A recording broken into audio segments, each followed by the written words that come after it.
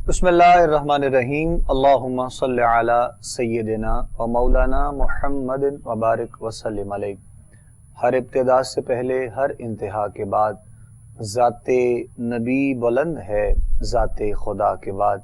और दुनिया में एहतराम के काबिल हैं जितने लोग, हम सबको मानते हैं मगर मुस्तफ़ा के बाद। दुनिया में एहतराम के काबिल हैं जितने लोग, हम सबको मानते हैं मगर मुस्तफ़ा के बाद। नाज़रीन मोहतरम, प्रोग्राम राह फलाह इस वक्त आप लोग देख रहे हैं अपने मेज़बान अबू बकर सुल्तानी के साथ। तमाम देखने और सुनने वालों को इंतहाई मोहब्बत और अक़ीदत के साथ सलाम पेश करते हैं। प्रोग्राम राह फलाह जो कि आप लोग देखते हैं, सुनते हैं, पसंद करते हैं, और हम अपने इस प्रोग्राम में एक मौजू का इंतखाब करते हैं और उस पर हमारी गुफ्तगू अपने उलमा से कुरान और सुन्नत और अहादीस की रोशनी में रहती है। आज के प्रोग्राम में गुफ्तगू के लिए जो शख्सियात हमारे साथ मौजूद हैं, सबसे पहले उनका तारुफ है और उसके बाद फिर इंशाअल्लाह हम मौजू की तरफ आते हैं। आप देखते रहते हैं, सुनते रहते हैं, पसंद करते हैं, हमारे साथ मुख्तलिफ प्रोग्राम्स में हमारे प्रोग्राम का हिस्सा होते हैं आप। आज के प्रोग्राम राह फलाह में एक मरतबा फिर हमारी दावत पे आप तशरीफ़ लाए। हज़रत अल्लामा डॉक्टर वक़ास जाफ़र शमसी साहब, हम आपको खुशामदीद कहते हैं। अस्सलामु अलैकुम व रहमतुल्लाहि व बरकातुहू। व अलैकुम अस्सलाम व रहमतुल्लाहि व बरकातुहू। उसके साथ साथ नाज़रीन मोहतरम, यकीनन आपके मेरे हम सब के महबूब और बहुत से ऐसे मौज़ूआत पर भी आपकी रहनुमाई भी जो साथ साथ करते रहते हैं, हमारे मुख्तलिफ प्रोग्राम्स में भी आप इनको देखते हैं, सुनते हैं, पसंद करते हैं। हज़रत अल्लामा अब्दुल्ला साक़िब क़ादरी साहब को भी खुशामदीद। अस्सलामु अलैकुम व रहमतुल्लाहि व बरकातुहू। जज़ाकल्लाह खैर। दोनों शख्सियात का बहुत शुक्रिया, अपनी मसरूफ़ियात में से वक्त निकालते हुए आप तशरीफ़ लाए। नाज़रीन मोहतरम, आज का जो मौजू है, मैं ये समझता हूँ कि वो वक्त की ज़रूरत भी है, लेकिन उससे बढ़कर अगर मुझे कुछ कहना चाहिए तो यकीनन हर मोमिन के दिल की वो धड़कन है। और मोमिन का ईमान तब तक मुकम्मल नहीं हो सकता है जब तक वो दुनिया की हर उस चीज़ से बढ़कर मोहब्बत का तकाजा अपने आका मौला खातमुन नबीयीन हज़रत मुहम्मद मुस्तफ़ा सल्लल्लाहु अलैहि वसल्लम से मोहब्बत का दावा न कर ले। आज का जो हमारा मौजू है वो ख़त्म नबूवत के हवाले से है। इंशाअल्लाह आज हम ख़त्म नबूवत के हवाले से जो ऐसे अजीम और ख़ास जो पहलू हैं इसके, उस पर इंशाअल्लाह हम बात करने की कोशिश करेंगे। ये एक मौजू ऐसा है कि बहुत सी ऐसी चीज़ें हैं कि जिनके बारे में हमें कहना पड़ता है, बताना पड़ता है, बोलना पड़ता है, और फिर आप जिस माशरे में रहते हों वहाँ के भी तमाम मामलात को देखते हुए आपको जो है वो अपने अंदाज में जो है वो गुफ्तगू करनी पड़ती है, अल्फाज का चुनाव इस अंदाज में करना पड़ता है। तो हम भी इंशाअल्लाह आज के प्रोग्राम में ख़त्म नबूवत पर बात करेंगे। अपने आका मौला हज़रत मुहम्मद मुस्तफ़ा सल्लल्लाहु अलैहि वसल्लम से मोहब्बत का जो तकाजा है और मोमिन के दिल में उस हस्ती के लिए, उस अजीम लीडर के लिए जो मोहब्बत होनी चाहिए वो किस अंदाज में होनी चाहिए, किस लेवल तक होनी चाहिए, इस पर इंशाअल्लाह आज के प्रोग्राम में हम बात करेंगे। गुफ्तगू का आगाज़ होगा डॉक्टर साहब से, किबला से मैं आगाज़ करूंगा और इब्तदाई जुमलों से मैं गुजारिश करूंगा कि आप आगाज़ कीजिएगा, फिर इंशाअल्लाह मज़ीद हम आगे बढ़ते हैं। बिस्मिल्लाह कीजिएगा। बिस्मिल्लाहिर्रहमानिर्रहीम। बहुत ही अहम मौजू है जनाब जा, और ये ऐसा इसको समझ लीजिए कि सरकार दो आलम सल्लल्लाहु अलैहि वसल्लम की ख़त्म नबूवत एक ऐसा अकीदा है, एक ऐसा मुसल्लमा अकीदा है जिसके ऊपर पूरी उम्मत मुस्लिमा और 1400 सालों से उम्मत के तमाम मसालिक हों, तमाम फिरके आप कह सकते हैं, तमाम फिरके हों, हर मसलक का इसके ऊपर इत्तिफाक है, इस पे इत्तेहाद है। बल्कि मैं ये कहूँगा कि हमारे मुसलमानों के आपस में जुड़ने का अगर कोई सबब बन सकता है तो वो ये अकीदा है कि तमाम मुसलमान इस बात पर मुत्तफिक हैं कि आका अलैहिस्सलातु वस्सलाम खातमुन नबीयीन है। आका अलैहिस्सलाम के अलावा आपके बाद कोई शख्स नबी नहीं हो सकता। ठीक है जी। तो ये है एक पहली चीज। देखिए, आप इस बात पे सुल्तानी साहब जरा गौर कीजिए कि सैयदना अबू बकर सिद्दीक रज़ियल्लाहु ताला अन्हु के दौरे खिलाफत में जब मानीन ज़कात के खिलाफ जिहाद करने का आपने एक फतवा सादर फरमाया تو اس کے اوپر حضرت عمر فاروق رضی اللہ تعالیٰ عنہ جیسا شخص بھی یہ کھڑا ہو گیا اور کہنے لگا کہ حضور والا یہ ہمارے ساتھ نماز پڑھتے ہیں، یہ ہمارے ساتھ روزے رکھتے ہیں، حج کرتے ہیں، یہ ہمارے ساتھ جو ہے معاملات کرتے ہیں، ہماری مساجد میں آتے ہیں، یہ کلمہ گو ہیں، یہ قرآن پاک پڑھنے والے ہیں، ہم ان کے خلاف کیسے جہاد کر سکتے ہیں؟ تو سیدنا ابو بکر صدیق رضی اللہ تعالیٰ نے فرمایا جو نماز اور زکوٰۃ میں فرق کرے گا میں اس کے خلاف جہاد کروں گا۔ لیکن میں کہنے کا مقصد یہ کہنا چاہتا ہوں کہ معنین زکوٰۃ کے خلاف بھی کچھ صحابہ جو ہیں وہ تذبذب کا شکار ہو گئے کہ آیا ان کے خلاف جہاد کرنا بنتا ہے یا نہیں بنتا۔ لیکن ایک بھی صحابی جب مسلمہ کذاب جھوٹے دجال کے خلاف جہاد کا حکم دیا گیا تو ایک بھی صحابی ایسا نہیں تھا جس نے اس کے اوپر کسی قسم کی کوئی ریزرویشن شو کی ہو، کسی قسم کا کوئی اختلافی بیان دیا ہو، بلکہ پوری امت مسلمہ اور اس وقت کے تمام صحابہ اس بات پہ اتفاق کرتے تھے کہ آقا علیہ السلام کی ختم نبوت کی مہر کو اگر کوئی توڑنے کی کوشش کرے گا تو وہ واجب القتل ہے، اس کے خلاف ہم جہاد کریں گے اور اس کا کلا کما کریں گے۔ اس لیے دوستو کہ یہ جو ختم نبوت ہے یہ ایک ایسا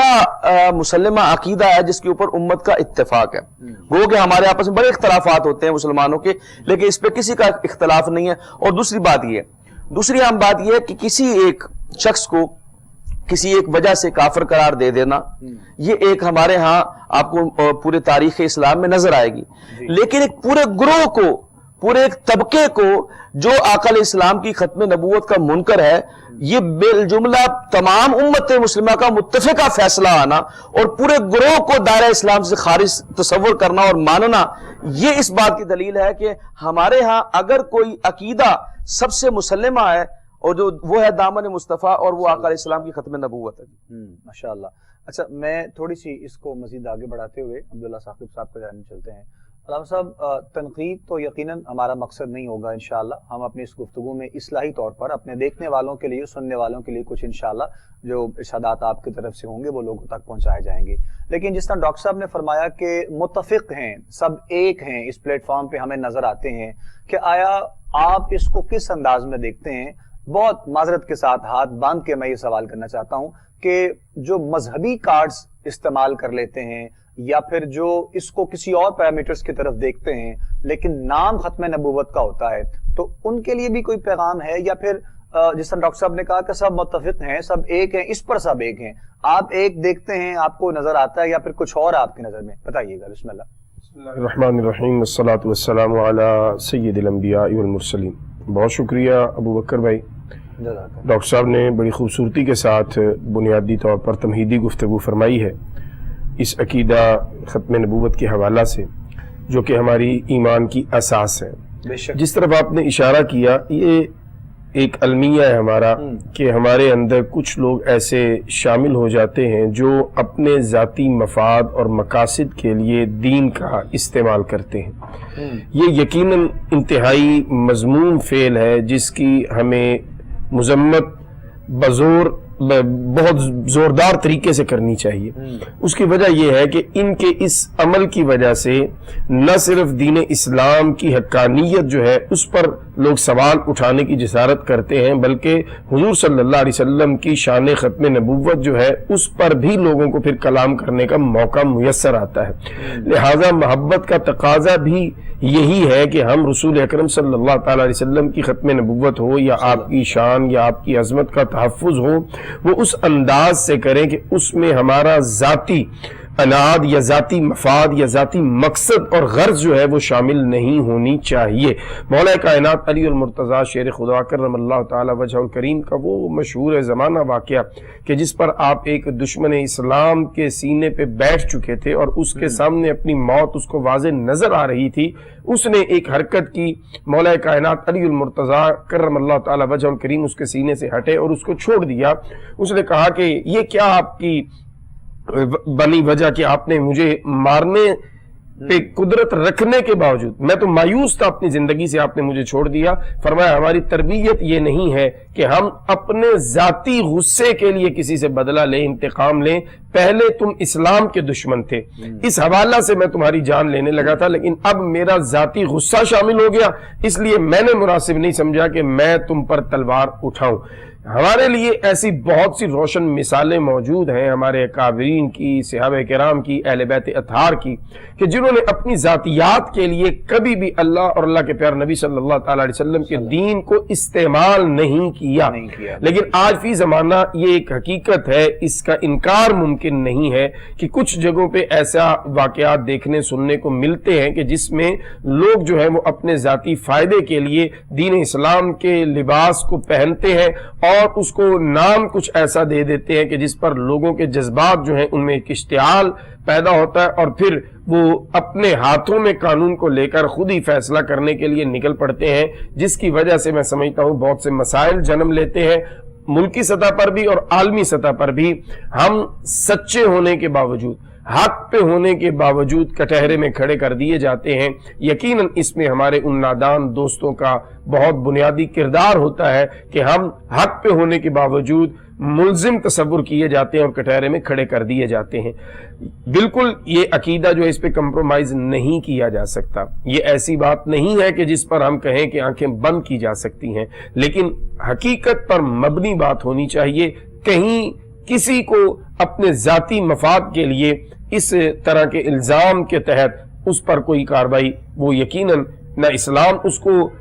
पसंद करता है और ना ही उलमा उसको पसंद करते हैं। हर वाकया के बाद आपने देखा होगा कि उलमा की अक्सरियत जो है वो न सिर्फ उसकी मुजम्मत करते हैं बल्कि वहां जाकर उन लोगों के साथ इजहार हमदर्दी भी करते हैं। ये एक बहुत जो है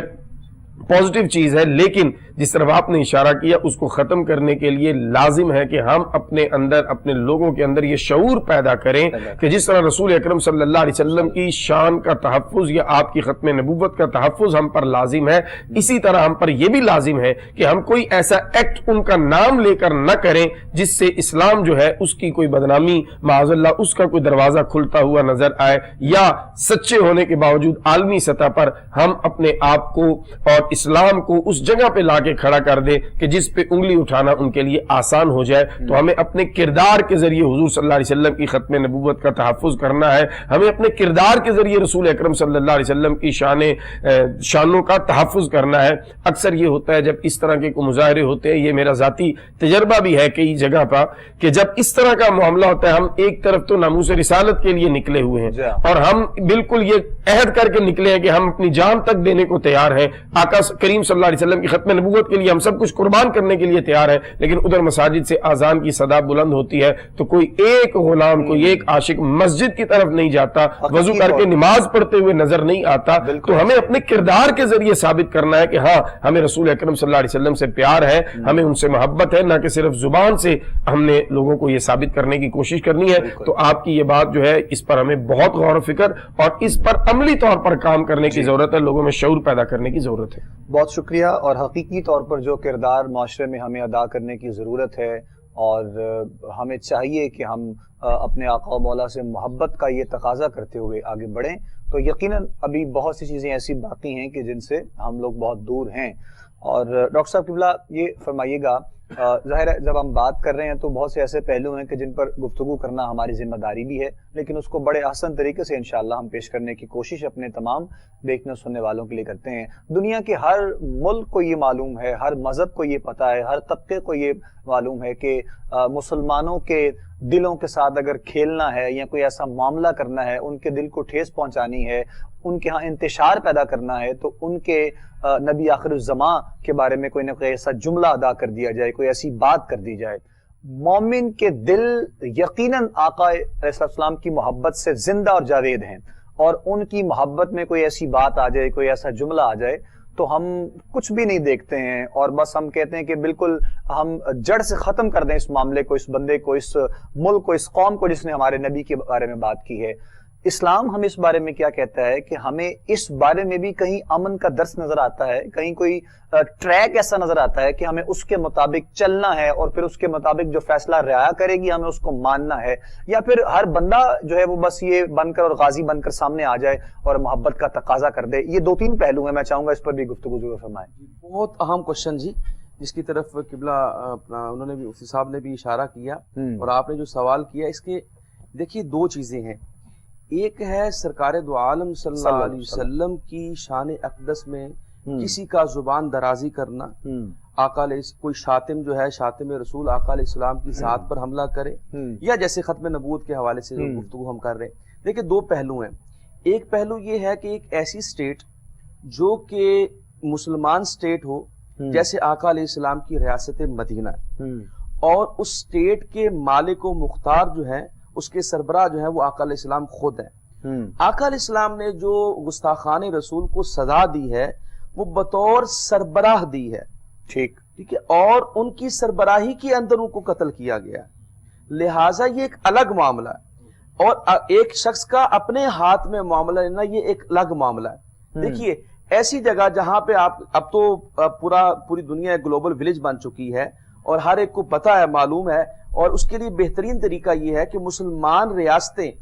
جہاں کہیں بھی غیر مسلم ریاستوں میں ایسی گستاخانہ باتیں کی جاتی ہیں تو مسلمان ریاستوں کا کام ہے کہ ان کے ساتھ ان کو انڈورس کر کے ان کے ساتھ بات چیت کر کے اس کے معاملے کا حل نکالا جائے. جیسے اسلامو فوبیا کے اوپر پچھلے دنوں میں یہ کام ہوا تو یہ ہے وہ کام کرنے والا نہیں کہ خود بندہ خود اٹھے اور وہ خود اپنا غازی بن کے اس کے معاملے میں چلا جائے. جیسے آپ غازی علم الدین شہید کی آپ مثال دیتے ہیں تو وہ ایک ایسے معاشرے میں رہ رہا تھا جہاں پہ غیر مسلم ریاست تھی, جہاں پہ مسلمان محکوم تھے, جہاں کوئی لا نہیں تھا کہ آقا علیہ السلام کی گستاخی ہوئی تو اس کو کیفر کردار تک پہنچایا جا سکتا ہے. اب ایک لا موجود ہے 295C موجود ہے پاکستان کے اندر, وہ قانون موجود ہے. ہمیں یہ چاہیے اگر دیکھیں لوگوں کو احتجاج کرنا ہے نا تو وہ اس بات پہ کریں کہ 295C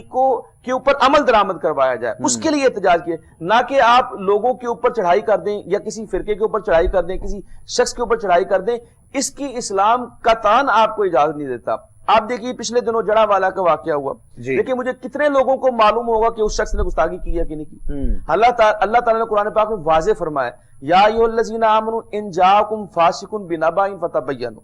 جب تمہارے پاس کوئی فاسق خبر لے کے آئے تو تم اس کی تصدیق کر لیا کرو. اب بلا تصدیق کے کوئی چڑھ دوڑے کہ جی فلاں بندہ گستاخ رسول ہے, فلاں بندے نے قرآن کی بے حرمتی کی ہے, اس کو معلوم بھی نہیں ہے, نہ اس کی وہ سامنے ہوئی, نہ اس نے دیکھی, نہ اس نے سنی, لیکن جب کسی نے کہہ دیا اور وہ بھی پتہ نہیں, وہ آپ کو معلوم ہوگا کہ جو بس الزام لگا رہا ہے پتہ نہیں وہ کتنا بڑا مسلمان ہے, کیا اس کو پتا ہے بھی کہ نہیں ہے, تو یہ ہے مس یوز کرنا. دیکھیے یعنی وہ مسلمان ہے, آپ کے کہنے کا مقصد یہ ہے کہ اس کو بھی ان چیزوں کے بارے میں معلوم ہے مکمل کہ نہیں, زیادتی ہوئی ہے یا گستاخی ہوئی ہے, کوئی بات ایسی ہوئی ہے, ایسا ہی ہے, تحقیق نہیں ہے. تحقیق کے بغیر بس ایک جذباتیت کے اندر آ کے چڑھ دوڑنا ہے. آپ دیکھیے آقا علیہ السلام کا کیا فرمان ہے. آقا علیہ السلام نے فرمایا کہ تم کسی برائی کو دیکھو تو اس کو ہاتھ سے روکو, اگر یہ کیپیسٹی نہ ہو تو پھر تم اس کو زبان سے روکو, اور اگر یہ کیپیسٹی نہ ہو تو کم از کم اس کو دل میں برا جانو. دیکھیے یہ علماء نے اس حدیث کے اوپر اپنی آراء کا انتخاب کیا اور بتایا ہے. مثال کے طور پہ جو ہاتھ سے روکنا ہے وہ اسٹیٹ کا کام ہے, وہ ریاستی اداروں کا کام ہے, ان کے پاس یہ پاور جن کو اللہ تعالیٰ نے یا اس کو ایک آئین اور قانون نے اختیار دیا ہے وہ استعمال کریں گے. جو زبان سے روکنے والے وہ واعظین ہیں, وہ مبلغین ہیں, وہ علماء ہیں, وہ اپنی زبان سے اس کا اظہار کریں گے, قلم سے, جس طرح جو بھی سورسز ہیں مینو کمیونیکیشن کا استعمال کرتے ہوئے اپنی بات سے آگاہ کریں گے. اب رہ گیا معاملہ دل میں برا جاننے والا, یہ عوام الناس کا کام ہے کہ عوام الناس اس کو دل میں برا جانے. اب ہوتا یہ ہے کہ اسٹیٹ تو کچھ کرتی نہیں کاروائی, اور سب سے پہلے جو ہے وہ عوام جو ہے وہ چڑھ دوڑتی ہے جس کا کام صرف اس کو دل میں برا جاننا تھا. تو ان چیزوں کے اوپر بھی دیکھنا چاہیے کہ آیا جہاں پر ہم یہ نہیں کہہ رہے کہ گستاخیاں نہیں ہوتی, گستاخیاں ہو رہی ہیں اور ان کا سدباب ہونا چاہیے, لیکن یہ کوئی طریقہ نہیں کہ کسی ملک کے اندر گستاخی ہو اور ہم اپنے ملک کو خراب کر دیں, اپنے ملک کی املاک کو جلا دیں, تو اس سے تو کوئی فائدہ ہونے والا نہیں. رہنے والوں کا خیال اور باقی جو احباب ہیں, یہ تو آقا علیہ السلام کی تعلیمات کے بالکل بیشتر بالکل مخالف ہے. جو سراپا رحمت ہے, جو رحمت للعالمین ہے, وہ کس طرح کا اس کا ماننے والا یہ عمل کیسے کر سکتا ہے. تو لہٰذا یہ سوچنے کی ضرورت ہے, اور اس کے اندر بہت سارے میں نے جیسے کہا کہ کچھ مذہبی لبادہ اوڑھ کے جو ہے وہ شر پسند لوگ بھی موجود ہیں جو مذہب کارڈ کا استعمال کرتے ہیں. جو آپ نے سوال کیا تھا, اور پھر ایسا ہے کہ اس معاملے کے بعد کوئی ایسا معاملہ کہیں بھی پیش آتا ہے تو پھر دوسری جو اور ایسی طاقتیں ہیں ان کی جانب سے پھر یہ چیزیں سامنے آتی ہیں کہ یہ اس نبی کی امتی ہیں, یعنی جنہوں نے ساری زندگی درس دیا, محبت کا, پیار کا, امن کا درس دیا.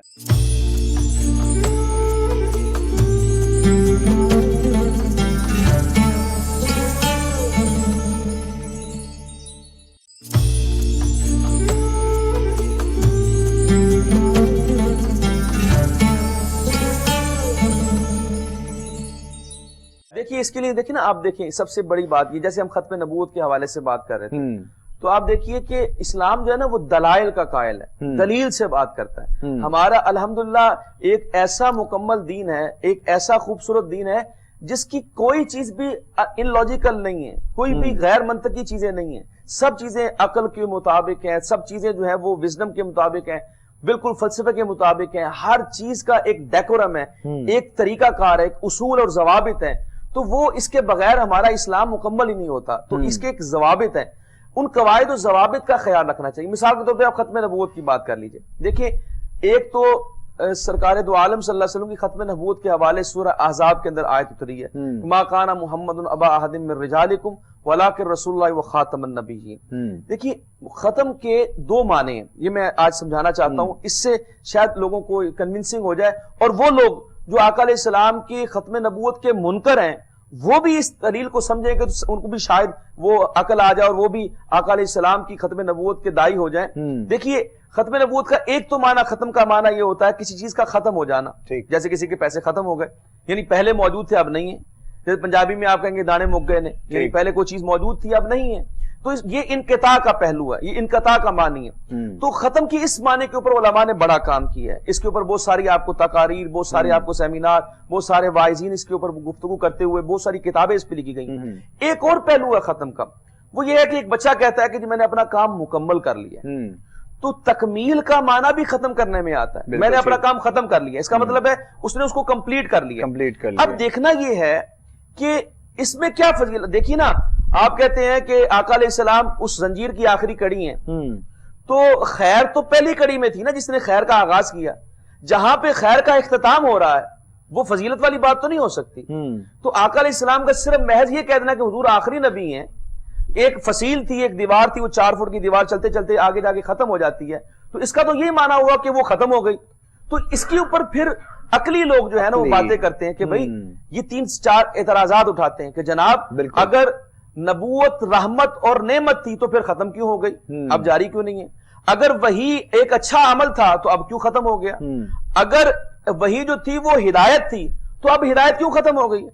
اب ہدایت، اب تو انسان زیادہ ہیں، آقا علیہ السلام کے زمانے میں کم تھے، اب زیادہ ہیں، تو اب ہدایت کی تو اب زیادہ ضرورت ہے۔ تو ان ساری چیزوں کے جو اشکالات انسان کے ذہن میں آتے ہیں، اور بڑے بڑے نامور لوگ آپ بھی جانتے ہیں، ملک پاکستان کے بہت نامور لوگ بھی جو ہے وہ عقیدہ ختم نبوت کو نہیں مانتے یا نہیں مانتے تھے، ایسے لوگوں کو سمجھانے کے لیے ضروری ہے کہ ختم کا معنی صرف ختم ہو جانا نہیں ہے، ختم کا معنی ہے تکمیل ہو جانا۔ اس کو اللہ نے قرآن فرمایا الیوم اکملت لکم دینکم واتممت علیکم نعمتی ورضیت لکم الاسلام دینا۔ تو حضور اکرم صلی اللہ علیہ وسلم پہ جیسے آپ یوں سمجھ لیجئے کہ ایک نبی اور نبوت اور رسالت کا ایک ایوولوشنری پیریڈ تھا جو آدم علیہ السلام سے شروع ہوا اور بڑھتے بڑھتے بڑھتے اپنے بام عروج پر پہنچ کے اس کی تکمیل ہوئی ہے۔ تو آقا علیہ السلام کے جو آقا علیہ السلام کی نبوت اور رسالت ہے اس کے اوپر رسالت اور نبوت کی تکمیل ہوئی ہے۔ تو اگر آپ یہ معنی لیں گے تو پھر آپ کو سمجھ میں آئے گا کہ اب حضور اکرم صلی اللہ علیہ وسلم کے بعد کسی نبی کی ضرورت نہیں ہے، کہ حضور اکرم صلی اللہ علیہ وسلم آقا علیہ السلام فرمایا میں اخلاق کی تکمیل کے لیے بھیجا گیا، تو حضور پہ تمام اخلاق کی تکمیل ہوئی۔ آپ نظام آپ نے فرمایا، دیکھیں اللہ تعالیٰ نے فرمایا لقد کان لکم فی رسول اللہ اسوۃ حسنہ، حضور اکرم صلی اللہ علیہ وسلم کے اسوہ حسنہ کے اوپر آپ نے بطور نمونہ پیش کر دیا، یعنی وہ جو نظام دیا اس کو عملاً شکل دے دی، اور خلافت راشدہ کو اندر اس کو اور اس کی جو ہے تکمیل کی طرف اس کو مکمل کر دیا۔ تو لہٰذا آقا علیہ السلام کے بعد کسی نبی کی اور کسی بھی ایسے شخص کی ضرورت نہیں ہے۔ اور دیکھیے آخر میں اسی حوالے سے آپ دیکھیں، اگر کوئی کہتا ہے وحی کے حوالے سے کہ جی وحی کی ابھی بھی ضرورت ہے، تو جناب اگر وحی کی ضرورت تب ہے جب یہ وحی کامل نہ ہو۔ یہ تو اللہ تعالیٰ فرماتا ہے الذی ارسل رسولہ بالہدی ودین الحق، تو اللہ تعالیٰ نے تو رسول کو بھیجا ہی ہدا کے ساتھ ہے، بڑی ہدایت کے ساتھ ہے، اور وہ ہدایت جو ہے آج محفوظ ہے، انا نحن نزلنا الذکر وانا لہ لحافظون۔ جب اس کی حفاظت ہو چکی ہے اور وہی اپنے کمال کو پہنچ چکی ہے تو لہٰذا پھر کسی نبی کی کسی وحی کی اب ضرورت نہیں ہے۔ تو یہ ہے ختم کا معنی، اگر یہ سمجھ لیا جائے تو پھر بہت سارے اشکالات کا ازالہ ہو جاتا ہے۔ ہو سکتا ہے، اور بڑی اچھی بات آپ نے یہ کہی، اور اس کی وضاحت بھی اس انداز میں بہت ضروری تھی۔ علامہ صاحب قبلہ یہ فرمائیے گا کہ علماء کا اس حوالے سے جو کردار ہمیں معاشرے میں نظر آتا ہے، اور پھر آپ خود بھی ماشاءاللہ ایک ادارہ جس کو آپ دیکھتے ہیں چلاتے ہیں، ظاہر ہے آپ کے پاس بھی بچے آتے ہیں پڑھنے کے لیے آتے ہیں، ہماری جو اب نوجوان نسل ہے یا جو ہمارا ایسا طبقہ ہے جو طلباء ہیں ہمارے جو آپ کے پاس آتے ہیں پڑھنے آتے ہیں، اور جو ہمارے اداروں میں مساجد میں جہاں پر تعلیم دی جاتی ہے، ان کی جو ہے وہ رہنمائی اور ان کے دلوں میں اس حوالے سے یہ محبت اور یہ بات کو کس انداز میں ڈالا جا سکتا ہے تاکہ شریعت کے تمام جو ہے وہ قوانین کو بھی دیکھا جائے اور دل میں محبت رسول صلی اللہ علیہ وسلم بھی زندہ رہے، اس کے حوالے سے ضرور فرمائیے گا۔ بہت بنیادی بات ہے یہ، اور میں سمجھتا ہوں کہ زمانہ بہت سے مدارس میں الحمدللہ اس وقت کام کیا جا رہا ہے۔ ٹھیک ہے، علماء جو ہیں وہ اپنی ذمہ داری کو سمجھتے ہوئے اس طرف متوجہ ہیں، اور ان کی کوشش ہے کہ اپنی جو نئی آنے والی نسلیں ہیں جو ہمارے بعد اس سارے منصب کو لے کر آگے چلیں گی اور دین کو ریپرزینٹ کریں گے، ان کو ہم زمانے کے تمام حالات سے مکمل آگاہی دیتے ہوئے اور حالات کے تقاضوں کے مطابق ان کو تیار کریں تاکہ دینی کام کرنا ان کے لیے آسان ہو جائے۔ اگر ہم صرف مدرسے کے ماحول تک کی بات کریں تو اس میں پھر ہمارے لیے جب بچے باہر نکلتے ہیں، ان کے سامنے جب دنیا کے ماحول آتے ہیں اور نئے نئے رنگ آتے ہیں، اور پھر ان نئے رنگوں میں ان سے جا کر کام کرنا ذرا مشکل ہو جاتا ہے، کیونکہ ان کی تربیت میں یہ چیز شامل نہیں ہوتی۔ اس کا نتیجہ پھر یہ نکلتا ہے کہ ایک کمیونیکیشن کا گیپ ڈیولپ ہوتا ہے، ان کی بات جو ہے وہ آگے ڈیلیور وہ نہیں کر پاتے، اور اس آڈینس کو جو اس مسجد مدرسے کے ماحول سے دور ہیں وہ پھر ان سے دور ہوتے ہیں، اور دلوں میں ایک دوری کا جو عنصر ہے وہ اس قدر بڑھ جاتا ہے کہ جس کی وجہ سے دین کی بات سننے کے لیے بھی وہ آمادہ نہیں ہوتے۔ تو جس طرح آپ نے اشارہ کیا الحمدللہ اس طرف مدارس بھی متوجہ ہیں، اور آپ کو علم ہے کہ مدارس میں اس وقت نصاب جو ہے اس میں جو جدت ہے وہ بھی آ چکی ہے، ساتھ سائنس بھی پڑھائی جا رہی ہے، میتھمیٹک بھی پڑھائی جا رہی ہے، ساتھ جو ہے سائنسی علوم بھی پڑھائے جا رہے ہیں، کمپیوٹر لیبز بھی بن چکی ہیں۔ تو اس حوالے سے بھی مدارس میں کام کیا جا رہا ہے، اور یہ میں سمجھتا ہوں کہ مدارس کی بقا کے لیے ضروری تھا کہ اگر ہم زمانے کے ساتھ اپنے آپ کو ماڈیفائی نہیں کرتے تو پھر ہم ارریلیونٹ ہو جائیں گے، لوگ جو ہے پھر ہماری طرف توجہ جو ہے ان کی ختم ہو جائے گی کہ نہیں یہ تو وہ کام کر رہے ہیں جس کی ہمیں ضرورت نہیں ہے۔ ہمارا دین جو ہے ختم نبوت کا ایک پہلو یہ بھی ہے کہ ہمارا دین جو ہے یہ قیامت تک کے لیے دین ہے، اور قیامت تک جتنے معاملات اور سوالات نے جنم لینا ہے ان تمام کا حل الحمدللہ اللہ کے فضل سے قرآن مجید میں موجود ہے، رسول اللہ صلی اللہ علیہ وسلم کی سنت اور احادیث میں موجود ہے۔ اگر ہم دین کے ان تمام تقاضوں کو پورا کرنا چاہتے ہیں تو پھر لازم ہے کہ ہم اپنے مدارس کو زمانہ جدید کے ساتھ ہم آہنگ کرتے ہوئے اپنی دینی علوم جو ہے ان کو بھی برقرار رکھیں، ان کا حسن بھی ماند نہ پڑنے دیں، اور اس کی جو مضبوطی ہے، جو اس کی خوبصورتی ہے وہ برقرار رکھتے ہوئے اپنے طلباء کو ہم اس جدید زمانے کے تقاضوں کے مطابق تیار کر کے فیلڈ میں بھیجیں، تاکہ جب وہ ایک عملی طور پر کام کے لیے میدان عمل میں نکلیں تو ان کے لیے کام کرنا آسان ہو، ان کی ٹریننگ کی جا چکی ہو، انہیں وہ سارے تقاضے جو ہیں وہ سمجھا دیے گئے ہوں، انہیں بات کرنے کا سلیقہ دے دیا گیا ہو، انہیں اختلاف رائے کا طریقہ جو ہے وہ بتا دیا گیا ہو کہ اختلاف رائے کرنا ہے تو اس کے اصول کیا ہے، گفتگو کے آداب کیا ہے، جہاں جا کر آپ نے دین کو ریپرزینٹ کرنا ہے وہاں آپ کی شخصیت کیسی ہونی چاہیے، آپ کا رول ماڈل جو ہے وہ رسول اکرم صلی اللہ علیہ وسلم کی مبارک ذات ہے۔ تو جب آپ نے ریپرزینٹ کرنا ہے دین کو، رسول اکرم صلی اللہ علیہ وسلم کے اسوہ حسنہ سے نور لیتے ہوئے آپ نے ریپرزینٹ کرنا ہے، اور اس اسوہ حسنہ کے جو نمایاں ترین پہلو ہے تبلیغ اور مبلغ کے لیے، جس کو قرآن کریم نے بھی بیان کیا ہے، ادعو الی سبیل ربک بالحکمہ والموعظۃ الحسنہ وجادلہم باللتی ہی احسن، تو اس کا ایک مجسم نمونہ ہونا چاہیے مبلغ کو۔ تو اسی پیٹرن پہ الحمدللہ اکثر مدارس جو ہیں، مدارس دینیہ، وہاں پہ کام کیا جا رہا ہے، اور الحمدللہ اس تقاضے کو پورا کرنے کی کوشش کی جا رہی ہے۔ اور میں سمجھتا ہوں کہ ختم نبوت جو ہے وہ کسی بھی پہلو سے آپ جب دیکھتے ہیں تو وہ کہیں نہ کہیں سے معاملہ ختم نبوت تک ہی بالآخر پہنچتا ہے، کیونکہ رسول اکرم صلی اللہ علیہ وسلم کا زمانہ نبوت جو ہے وہ صبح قیامت تک ہے۔ تو زمانہ ترقی کرتا چلا جا رہا ہے، 1400 سال پہلے کے حالات اور آج کے حالات، یقیناً زمین آسمان کا اگر محاورتاً ہم استعمال کرتے ہوئے کہیں کہ فرق ہے تو اس میں دو رائے نہیں ہے۔ زمین و آسمان کے اس فرق کے باوجود اللہ کا قرآن قرآن آج بھی اسی طرح آب و تاب کے ساتھ دنیا کے مسائل کو حل کر رہا ہے جس آب و تاب کے ساتھ 1400 سال پہلے حل کر رہا تھا. جو بات ابھی ڈاکٹر صاحب فرما رہے تھے کہ وحی کی ضرورت کب پڑتی ہے، وحی کی ضرورت تب پڑتی ہے جب پہلی کتاب جو ہے وہ آپ کی ضرورتوں کو پورا نہیں کر رہی. جب آپ یہ کہتے ہیں کہ یہ جو وحی تھی اب اس میں ہمارے مسائل کا حل نہیں ہے، لہذا ہمیں ضرورت ہے نئی وحی کی، نئے نبی کی، تو پھر ہم اس طرف متوجہ ہوتے ہیں. تو جب الحمدللہ قرآن کریم اور محبوب کائنات صلی اللہ علیہ وسلم کی مبارک سنت آج کے دور کے جدید مسائل کا حل بھی بطریق احسن پیش کر رہا ہے، تو پھر نئی وحی کی کوئی حاجت، کوئی ضرورت باقی نہیں رہتی. ہاں کوئی ایسا سوال لائیے، کوئی ایسا مسئلہ تو پہلے لائیے جس کا حل اللہ کے قرآن سے نہ ملتا ہو، محبوب کائنات صلی اللہ علیہ وسلم کی مبارک سنت سے نہ ملتا ہو، تو پھر آپ اس طرح کی کوئی اگر بات کریں تو اس میں کوئی وزن بھی شامل ہو، لیکن قیامت آ سکتی ہے آپ کوئی ایسا مسئلہ، کوئی ایسا سوال لے کر نہیں آ سکتے جس کا حل اللہ کے قرآن سے آپ کو نہ ملتا ہو، محبوب کائنات صلی اللہ علیہ وسلم کے فرمان سے نہ ملتا ہو. تو میں سمجھتا ہوں کہ یہ ہماری بنیادی ذمہ داری ہے مدارس والوں کی اور اساتذہ کی کہ ہم اپنے بچوں کے ساتھ یہ تربیت کا جو ایک رویہ ہے، جو ہمارے اساتذہ، جو ہمارے اسلاف کا ایک طریقہ تھا کہ وہ نہ صرف تعلیم دیتے تھے بلکہ کردار کی تعمیر کرتے تھے. اور جب کردار کی تعمیر کی بات آتی ہے تو پھر یہ طرح امتیاز ہے مدارس دینیہ کا کہ یہاں پڑھنے والا طالب علم جو ہوتا ہے وہ ادب کا مجسم پیکر ہوتا ہے. یونیورسٹیز میں، کالجز میں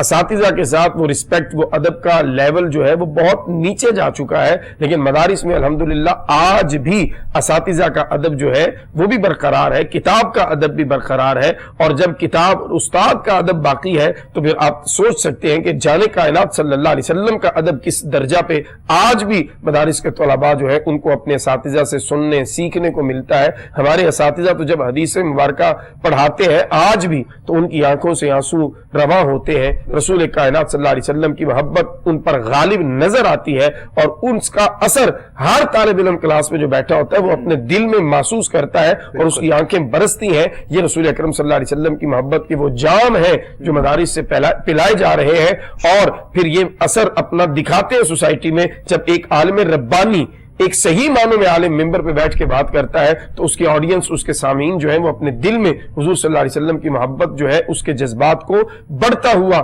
محسوس کرتے ہیں. تو الحمدللہ مدارس جو ہیں اس حوالے سے وہ اویئر ہیں اور اپنا کام کر رہے ہیں. بہت شکریہ علامہ صاحب قبلہ. اور یہ کچھ سوالات، کچھ باتیں اس حوالے سے بھی ضروری تھیں کہ جب کبھی ہمارے نبی آخر الزماں کے بارے میں کوئی بات ایسی ہوتی ہے، کوئی ایسا جملہ ادا ہوتا ہے، تو جب اس کے بعد ریئیکشن ہماری طرف سے جو آتا ہے تو پھر جب اس کے بعد یہ جملہ ادا ہوتا ہے کہ یہ اس نبی کی امتی ہیں اور فلاں شخصیت کو ماننے والے ہیں، فلاں کو رول ماڈل مانتے ہیں، تو یقین جانیے پھر گستاخی میں اور ان جملوں میں فرق نہیں کوئی رہتا. مطلب تب بھی ہمارا دل دکھتا ہے جب ہمارے نبی کے بارے میں کوئی بات ایسی کی جاتی ہے، اور جب گستاخی ہوتی ہے تب تو خیر مومن تو ویسے ہی اندر سے ختم ہو جاتا ہے. لیکن ہمارے ہاں جو چیزیں دیکھی اور سنی جاتی ہیں، ہمیں اپنی اسٹیٹ کو دیکھتے ہوئے، ہمیں اپنے معاشرے کو دیکھتے ہوئے، ہمیں اپنے تمام قوانین کو دیکھتے ہوئے اور ہمیں اپنے قرآن و سنت کی روشنی میں رہتے ہوئے جو ہمیں حکم ہوتا ہے ہمیں اس کے مطابق چلتے ہوئے اپنے دلوں میں اپنے آقا مولا کی محبت کو زندہ اور جاوید رکھنا ہے. ڈاکٹر صاحب قبلہ پیغام میں چاہوں گا اپنے دیکھنے والوں کے لیے، سننے والوں کے لیے آج کے پروگرام کے حوالے سے، ختم نبوت کے حوالے سے بالخصوص جو آپ دینا چاہیں گے وہ اپنے الفاظ میں دیجیے گا. جی آخر میں بس میں نے یہ گزارشات کرنی ہے. ایک تو تمام مسلمانوں کے لیے جو سن رہے ہیں کہ سرکار دو عالم صلی اللہ علیہ وسلم کا جو یہ آپ کا آخری الزمان نبی ہونا، یہ آقا علیہ السلام کا ترہ امتیاز ہے. سبحان اللہ. اور اس کو ہمیشہ قائم و دائم رکھنا ہے، یہ ہماری ذمہ داری ہے. اور رہ گیا معاملہ کہ اگر کوئی اس کے اوپر حرف آتا ہے یا اس مہر کو کوئی توڑنے کی کوشش کرتا ہے تو پھر آپ دیکھیے کہ ہمارے اسلاف میں پیر مہر علی شاہ صاحب جیسے لوگ، اعلیٰ حضرت جیسے لوگ، جن لوگوں نے باقاعدہ دلائل کے ساتھ اگلے بندے کو جو ہے وہ زیر کیا ہے. یہ نہیں کہ صرف جو ہے وہ صرف قتال ہی ایک جنگ ہے کہ یا ایک اس کی چیزوں کو توڑ پھوڑ کر دینا یا اس کے املاک کو نقصان پہنچا دینا ہی اس کا حل ہے، بلکہ دلائل کے ساتھ. جیسے آپ دیکھیں نا اپنا پیر مہر علی شاہ صاحب نے سیف چشتیہ کتاب لکھی جس کا کوئی توڑ نہیں کر سکا، آج تک نہیں کر سکا، اور وہ ایسی کتاب تھی جس کے اوپر جو ہے ایک پورے فرقے کو ابھی تک اس کا جو وہ جواب نہیں لا سکے. تو لہٰذا بات کہنے کا مقصد یہ ہے کہ اپنے عمل سے، اپنی دلیل سے اگلے کو قائل کریں. یہ ایک بات ہو گئی. دوسری بات یہ کہ ہمارا اگر دیکھیے کہیں پہ بھی آقا علیہ السلام کی کوئی شاتم رسول حضور کی گستاخی کرتا ہے، چاہے وہ ملک پاکستان میں کرے یا کسی بھی جگہ پر کریں تو ہمارا دل دکھتا ہے، آقا علیہ السلام کے دل کی آپ کی محبت کی وجہ سے ہمارا دل دھڑکتا ہے. تو کہنے کا مقصد یہ ہے کہ آپ اپنی ریاست کے اوپر احتجاج کریں، پرامن احتجاج کریں، اپنا یہ پوائنٹ آف ویو بتائیے کہ ہم یہ چاہتے ہیں، اور ریاست کو چاہیے کہ حکمرانوں کو چاہیے کہ وہ اس کے اوپر عمل درآمد کریں، نہ کہ ہم خود فزیکلی خود جو ہے وہ انوالو ہو جائیں. اس سے نہ صرف نہ تو کوئی فائدہ ہوتا ہے بلکہ ہم اپنا خود نقصان کر بیٹھتے ہیں. اور پھر وہ ایسے جملے ہم سنتے ہیں جیسے کہ سلطانی صاحب فرما رہے ہیں، ایسے جملے سنتے ہیں جو اس گستاخی سے بڑی گستاخی ہوتی ہے. تو لہٰذا ہم اپنے ہاتھ میں معاملہ نہ لیں، ہمیں جتنا زور دینا ہے، جیسے ہم نے قوانین ہیں جیسے 295C ہے، اگر کوئی کہتا ہے کہ اس کے اوپر عمل درآمد نہیں ہو رہا یا اس کا مس یوز ہو رہا ہے تو ہمیں چاہیے کہ ہم اس کے لیے احتجاج کریں تاکہ اس کا مس یوز رک سکے اور اس کے اوپر عمل درآمد ہو سکے. تو یہی میرا پیغام ہے کہ آقا علیہ السلام کی ختم نبوت ہو، حضور اکرم صلی اللہ علیہ وسلم کی حرمت کا معاملہ ہو. ہر معاملے میں معاملہ اپنے ذمے نہیں لینا بلکہ ایک عام مسلمان کے طور پہ، ایک عام شہری کے طور پہ، ایک باشعور شہری کے طور پہ ایسا احتجاج کریں جس سے اگلے کے اوپر کوئی ریاکشن آئے، نہ کہ وہ آپ کے ہی خلاف ہو جائے. بالکل ٹھیک ہے، بہت شکریہ. علامہ صاحب ایک دو جملے آپ بھی ادا کر دیجیے گا پیغام کی صورت میں، پھر ہم انشاءاللہ کی باتوں کی تائید کرتے ہوئے صرف اتنا عرض کروں گا کہ رسول اکرم صلی اللہ تعالی علیہ وسلم سے محبت زبان کی حد تک نہ کیجیے، اپنے کردار میں حضور صلی اللہ علیہ وسلم کی محبت کو ظاہر کیجیے. یہ ایک عمل آپ نے کر لیا تو انشاءاللہ یہ جتنے مسائل ہم نے ڈسکس کیے ہیں سارے حل ہو جائیں گے. اصل مسئلہ یہاں پہ آتا ہے کہ ہم صرف زبان کی حد تک رسول اکرم صلی اللہ علیہ وسلم سے محبت کا اظہار کرتے ہیں، لیکن وہ محبت ہمیں حضور صلی اللہ علیہ وسلم کا اگر کردار اپنانے کی طرف نہیں لے کے جاتی تو پھر آپ خود سوچئے کیا اسی کو محبت کہتے ہیں؟ جزاک اللہ، جزاک اللہ، بہت شکریہ. ہم جس نبی کی امتی ہیں یقیناً ہمیں اسی محبت اور عقیدت کے ساتھ اس پیغام کو عام کرنا ہے. پروردگار عالم کی بارگاہ میں دعا ہے ہمارے دلوں میں پکی اور سچی محبت رسول صلی اللہ علیہ وآلہ وسلم پیدا ہو، اور اسی پیغام کو ہم جب تک یہ سانسیں ہیں ہم یہ پیغام لوگوں تک پہنچاتے رہیں. آخر میں شکریہ ادا کریں گے. ہم انشاءاللہ آپ سے ملاقات ہوتی رہے گی ہر اس نئے دن میں، اور ایک نئے موضوع کے ساتھ آپ سے ملاقات ہماری ہوتی ہے انشاءاللہ. ڈاکٹر صاحب قبلہ کا بہت شکریہ، آپ تشریف لائے. علامہ صاحب آپ کا بھی بہت شکریہ، اپنی مصروفیات میں سے وقت نکالا. ناظرین ہمارے آج کے پروگرام کا وقت اپنے اختتام کے جانے پہنچ چکا ہے. انشاءاللہ آپ سے ملاقات رہے گی ہماری. اپنا بہت سا خیال رکھیے گا. اپنے میزبان ابوبکر سلطانی کو اور ہماری کوہ نور ٹی وی کی پوری ٹیم کو آپ اجازت دیجیے. السلام علیکم ورحمۃ اللہ وبرکاتہ.